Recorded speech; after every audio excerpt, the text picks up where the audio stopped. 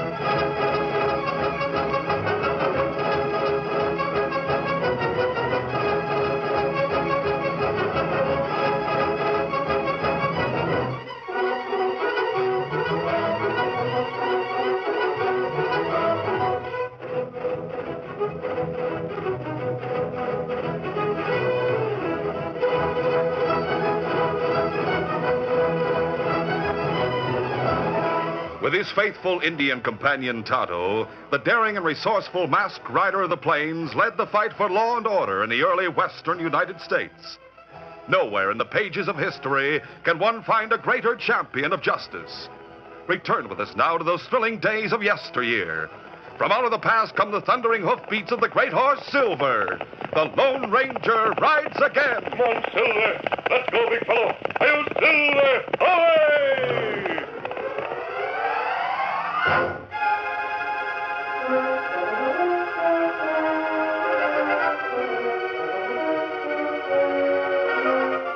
The soldiers at Fort Lancaster, located close to the east bank of the Pecos River, were drawn up in formation on the parade ground. Attention!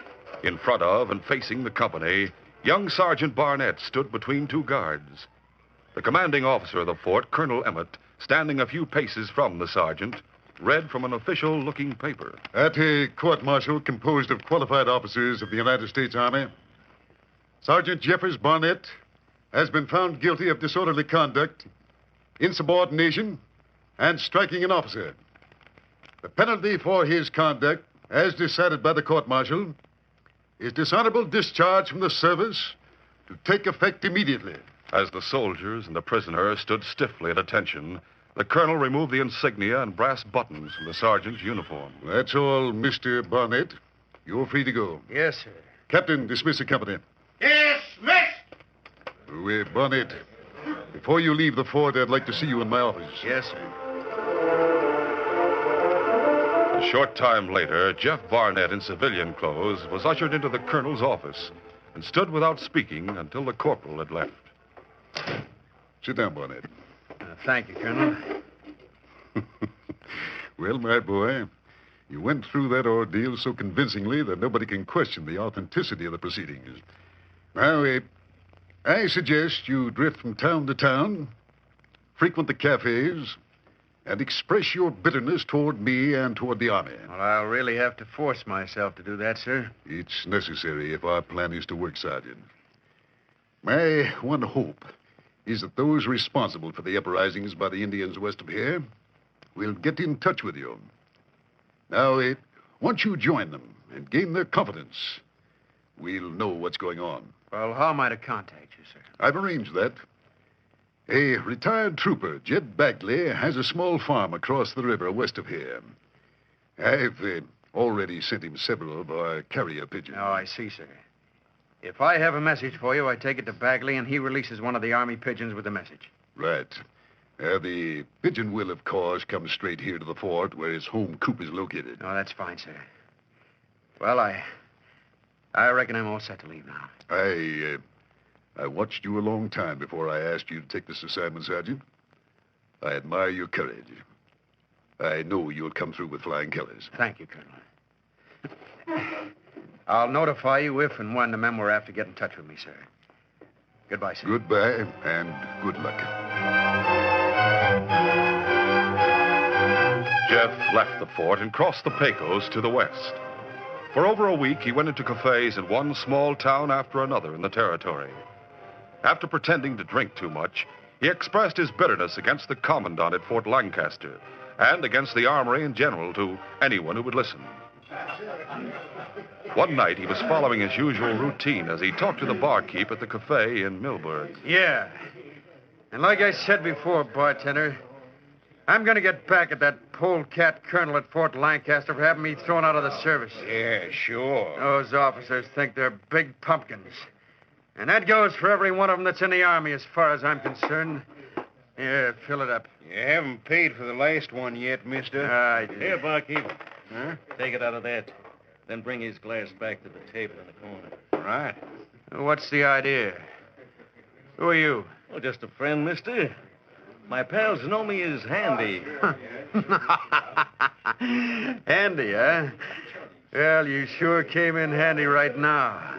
Just about broke. Well, maybe you aren't going to be for long. Come on back and sit down. A friend of mine wants to talk to you. What about? Look, it's not going to hurt you to come and find out. Well, all right.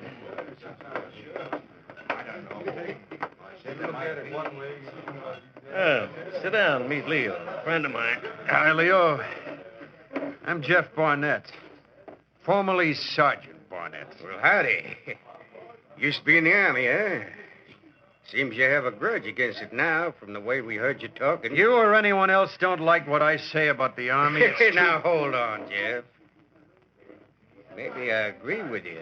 Who knows? Handy, too, huh, Handy? Yeah, maybe we do. Now, look. You said you wanted to talk to me. What do you got to say? I figured maybe if you met our boss and he thinks you're all right, you might be able to make some money and get back at that colonel. Both at the same time. You interested? Well, I'll go with you and see what he has to say. All right. Come on. Later that night, Tonto, Indian companion to the Lone Ranger, rode from town to their camp in the nearby hills. Tonto, who had been standing in the cafe, told the masked man about Jeff's loud and bitter talk. I heard of a Sergeant Barnett who was dishonorably discharged from the Army at Fort Lancaster last week. He must have been the one you heard talking in the cafe, Tonto. Maybe that right.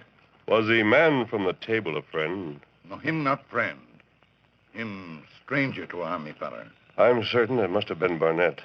And if he's as bitter as you say, he's ready to listen to most anyone. That right. The men we're trying to find who are inciting the Indian uprisings would be glad to get a fellow like Barnett to join them. Me not savvy. Well, if he's bitter enough, Sergeant Barnett could tell them the weaknesses of Fort Lancaster, as well as Army strength and movements in this territory. Oh. And you think fellers in Capay who get Army man to leave with them, ones who deal with renegades, Kimasabi? It's possible. We'll move camp to the edge of town in the morning, Tonto. We'll watch for that young sergeant. If you see him riding from town, we'll follow him. May lead to something.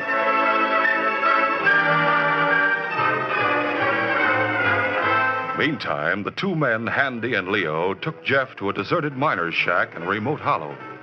He was introduced to their boss, Gil Kane, a large, tough man with dark, piercing eyes. Handy explained why they'd brought Jeff there. Gil turned an unfriendly stare upon Jeff as he asked, How do I know you're not just putting on an act, Barnett? Act? What do you mean? Maybe you got a line on Handy and Leo somehow. Then when you saw them in the cafe, you started that loud, crazy talk so as to get them to bring you here. What's he yapping about, Handy? You brought me out here to listen to a lot of loco stuff like that. I might as well go back to the cafe. There's more fun there anyway. Now, wait a minute, Jeff. Sit down. All right. But if he thinks I'm going to listen... Take it easy. Let me do the talking. Now, listen, Gil. I heard this fella doing the same kind of talking in Sandrock. And I know he didn't see me. Now, tonight in town, Leo and I were sitting back in the corner. He didn't even look our way when he came in and started talking to the bartender. That's right, Gil. Well, after what Handy just said, I reckon I was wrong, Barnett. Now you're acting human, Kane. Now tell me how I make that cash and get back at that no-good colonel at Fort Lancaster. All right, listen. How many soldiers are at Fort Lancaster? About 200. How many at Fort Mill, 20 miles to the south? I reckon about the same number. Uh-huh. There are about 800 Indians spread out in small villages among the hills on the other side of the river. They're ready to combine. Oh, what for? They want the valley across the river. They figure if they could get control of those 2 forts, they'd be able to take over the valley. But even if they did, the army would move in later and drive them out again. That's not my worry. Chief Big Owl has promised that we could have all the cash, horses, rifles, and ammunition if we help them grab the forts. I could get rid of this stuff quick south of the border. 800 savages ought to be able to take a fort manned by just 200 men. Yeah, provided they didn't get wind of which fort was going to be attacked and brought in reinforcements from the other. In that case, the Indians would be up against 400 well-trained riflemen. That's right. When do you plan to make your first move? In a couple of days. Which fort will they go after first? I'll decide that tomorrow. We'll talk some more in the morning, and you can give me details of Fort Lancaster. I reckon we better turn in now. Yeah. Well, I'll get back to town and come out in the morning. I figure I can find a way now. You better stay here tonight. No, I have a room at the hotel I have to settle for. I might as well go there to sleep. All right, go ahead then. See you in the morning. And remember, keep your mouth shut. Sure thing. Good night. Good night, Jeff. Trail him, Handy, and don't let him out of your sight. Right. Well, there he goes. I'll watch him, Gil. Don't worry.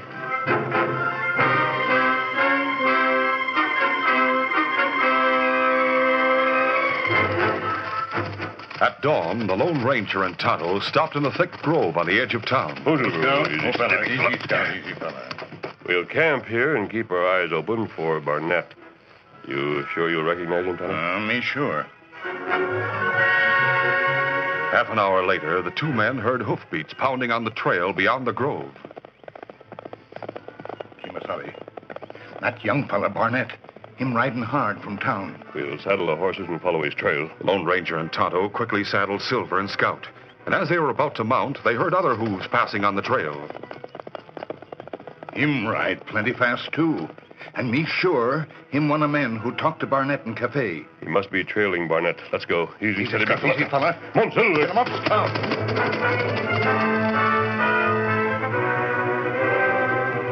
Unknown to the others, Jeff was heading for the farm on the West Trail, where the pigeons from Fort Lancaster were kept. Handy, who was trailing him, knew the gang leader Gil was suspicious of the young sergeant. Finally, Jeff's hoof marks turned onto a branch trail that led to the farm. Handy rode in the same direction. The trail became hard and rocky, and when he caught a glimpse of the farm buildings through the trees, Steady. he dismounted behind some boulders alongside the trail. He was preparing to go forward cautiously on foot when he heard other hoofbeats approaching. Somebody else taking the branch trail to that farm. I'll keep out of sight behind these boulders till they go past.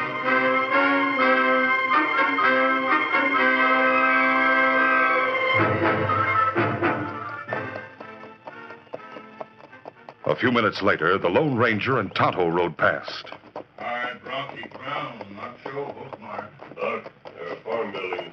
That must be where they were heading. We'll keep out of sight and try to find out what's going on. Come on, Silver. Hey, a couple of owl hoots. They must be following Barnett and me. They don't know it, but they're liable to wind up full of lead.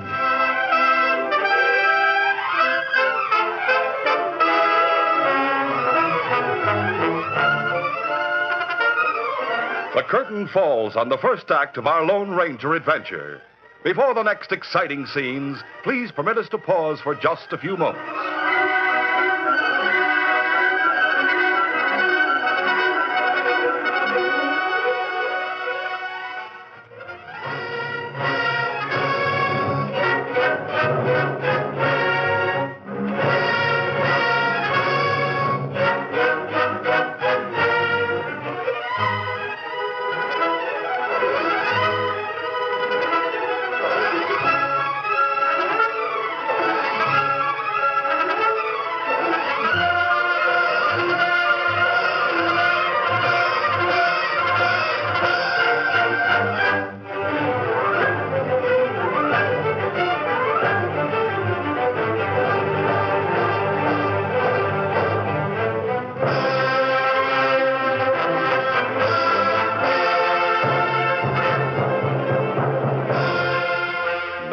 to continue. After the Lone Ranger and Tonto had gone past his hiding place, the crook Handy went forward on foot. Not knowing they'd been observed, the Lone Ranger and Tonto stopped in a grove of trees near the farm.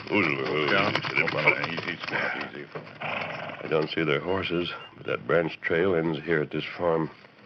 We'll move carefully toward the house and see what's happening. That's a good idea.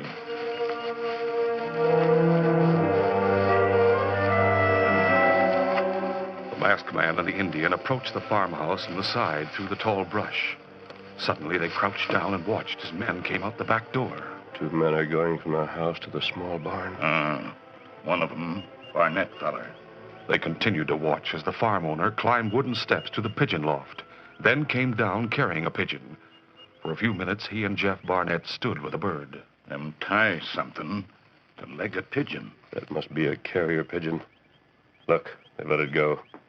I don't know what it's all about, but we'll wait and continue to follow Barnett.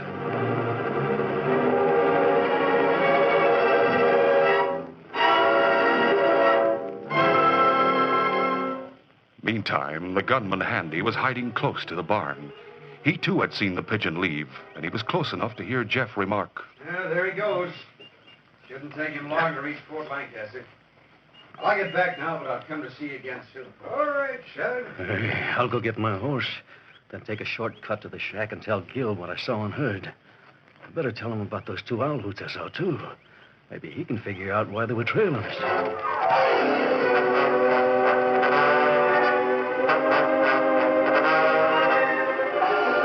Later, Handy entered the shack and reported to Gil. And Barnett's a sneaking double-crosser. He must have sent word to Fort Lancaster by that carrier pigeon. We ought to plug him when he comes back. If he does come back. Oh, you'll show up, don't worry. You'll want to get more information. What about the 2 owl hoots I saw? I know they were trailing either Barnett or me to that farm. Hell, if you covered your trail from the farm to here, that puts us in the clear. If they was following you. In case they followed Barnett and trailed him here, we'll just take care of that masked man and his partner. What you gonna do about Barnett? I'll give him some information and let him go send it. I see a way to make this thing turn in our favor. Yeah, that must be him now. Hi. Well, I found the way back here all right. Fine. We came to a decision during the night.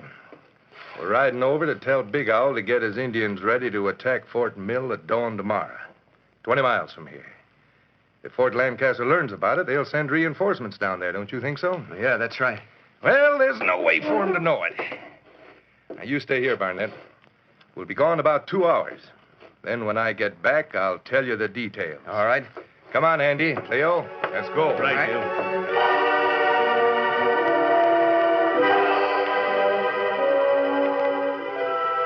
The Lone Ranger and Tonto had followed Jeff to the shack. They had watched from hiding as the 3 crooks rode away. And then, waiting until they saw Jeff come out, they mounted and followed him back to the pigeon farm. Once more, they watched as a pigeon was released with a message. Meantime, Gil and the other 2 had ridden a short distance from the shack and then stopped. Oh, there. Look, Gil, what's up? Are we really going to see Big Owl and tell him about attacking Fort Mill? We'll see him later today and tell him to attack Fort Lancaster. But you told Barnett. Sure. Now, we know Barnett's using those carrier pigeons to communicate with Fort Lancaster. He's sending word that the Indians are going to attack Fort Mill. So, soldiers will march tonight for Fort Mill. Then, at dawn tomorrow, the Indians will really attack Lancaster, which isn't going to have but a few men left to defend it. That's smart figuring, Gil. Sure it is. Now we'll turn back and wait in the gully beside the trail to dry gulch Barnett when he rides back from the farm. Let's go. Yeah, come on, get up there.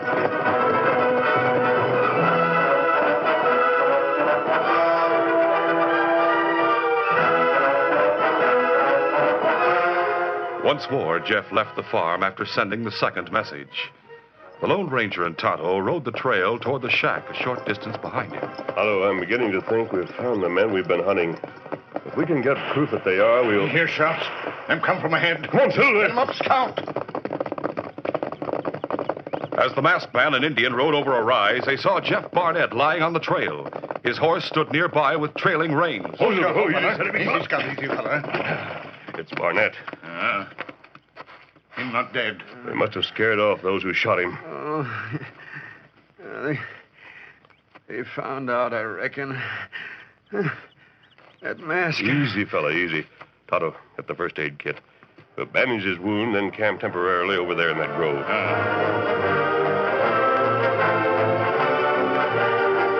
The Lone Ranger and Tonto attended to Jeff's wounds. They made him comfortable in the grove, and soon Jeff indicated he wanted to talk. Oh, that mask, I still don't savvy, but after you helped me like you did, I reckon it doesn't matter. It doesn't matter, Barnett. But there are other things that do. Your trips to that farm, the Pigeon, those other men. Oh, I gave my word not to talk about it. But I may be dying if there was someone I could trust. Here, look at this, Jeff. This is a silver bullet. Does it mean anything to you at all?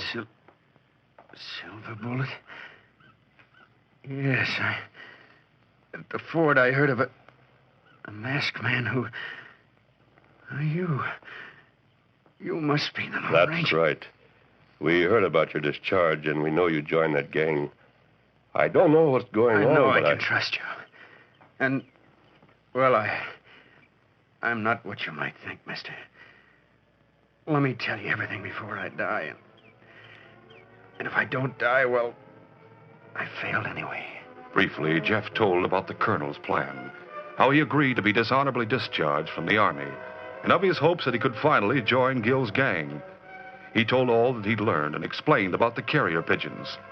Then the Lone Ranger remarked, You're a brave, patriotic soldier, Jeff. But I failed. No, you succeeded. You found the men responsible for the uprisings. I'm sure you'll get well, Jeff. We'll take you back to the farm where you'll be comfortable. We'll send another message telling the colonel the Indians' plans and suggesting that he send word to Fort Mill. Yes. Commandant there will move his cavalry across the river and northward. Then, if the Fort Lancaster cavalry come across at this point, the two forces can move on the Indians from each end before they have a chance to fully organize.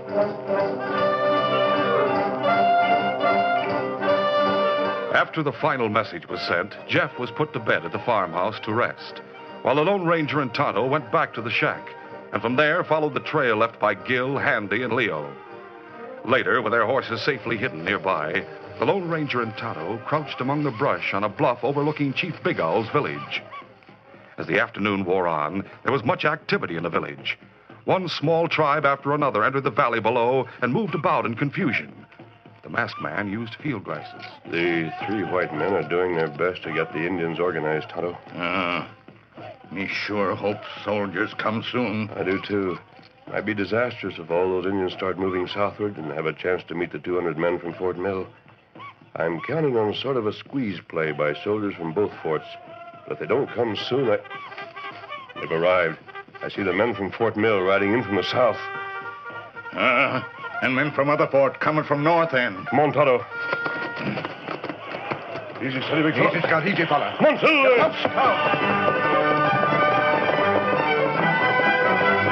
When the Indians saw cavalry moving on them from the south, they immediately started fighting. But they were taken totally by surprise to find cavalry riding in from the opposite end of the narrow valley also. The Lone Ranger and Tonto rode at breakneck speed to join the colonel and his forces, and were soon in the midst of the fight. The masked man on the big white stallion seemed to be everywhere at once with blazing guns. Tonto, too, on the spirited paint scout, moved beside the Lone Ranger. As he yelled the war cry of his fathers and turned aside frenzied redskins with rapid gunfire. For some time, the battle raged, until the Indians, totally disorganized, thought only of escape. Finding no way to get past the well-armed soldiers guarding each end of the narrow valley, and lacking sufficient firearms to resist the onslaught by the cavalry, the Indians, in spite of their greater number, finally gave up, and the battle ended.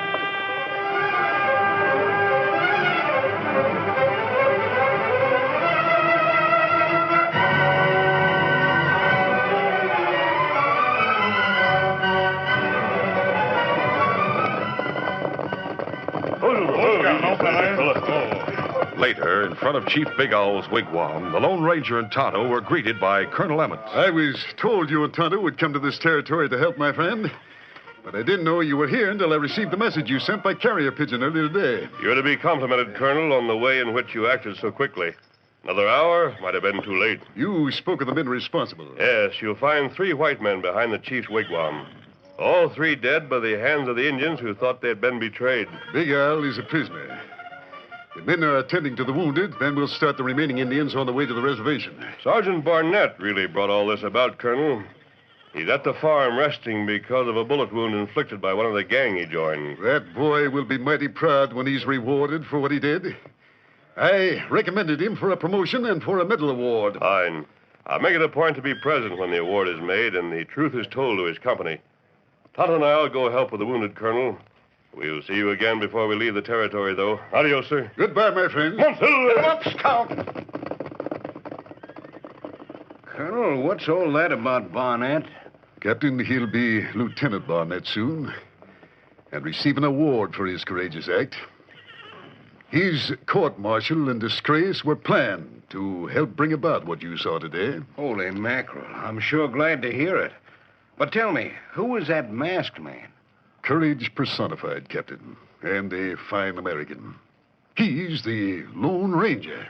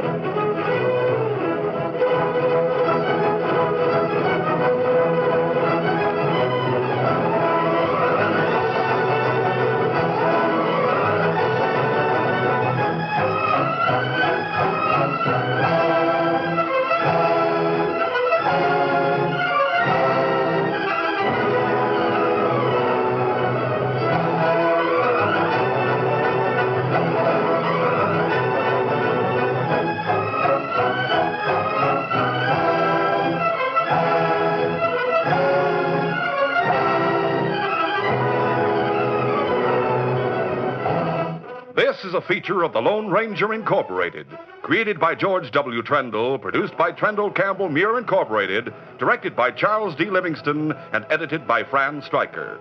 The part of the Lone Ranger is played by Brace Beamer.